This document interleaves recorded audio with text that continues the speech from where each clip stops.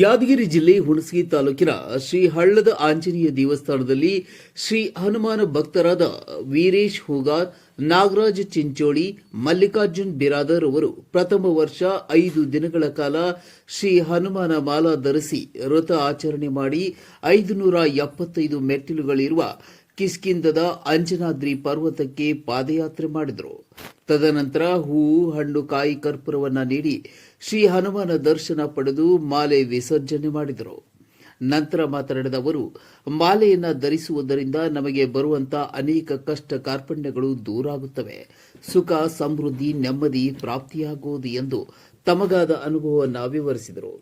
ಇನ್ನು ಇದೇ ರೀತಿಯಾಗಿ ಪ್ರತಿ ವರ್ಷವೂ ಆಸಕ್ತಿಯುಳ್ಳ ಭಕ್ತರು ಶ್ರೀ ಹನುಮಾನ ಮಾಲೆಯನ್ನ ಧರಿಸಬೇಕು. ಮುಂಬರುವ ದಿನಗಳಲ್ಲಿ ಇನ್ನೂ ಹೆಚ್ಚಿನ ಸಂಖ್ಯೆಯಲ್ಲಿ ಭಕ್ತರು ಈ ವ್ರತವನ್ನು ಆಚರಣೆಯಲ್ಲಿ ಪಾಲ್ಗೊಂಡು ಶ್ರೀ ಆಂಜನೇಯನ ಕೃಪೆಗೆ ಪಾತ್ರರಾಗಬೇಕೆಂದು ತಿಳಿಸಿದರು. Devendra Badiger, Hunasagi, MTV news Kannada.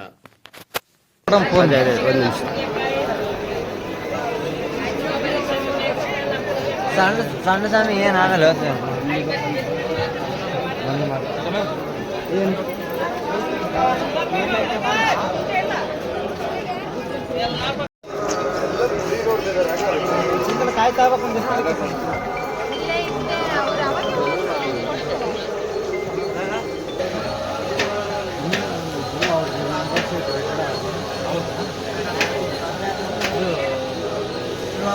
ಗಾಳಿ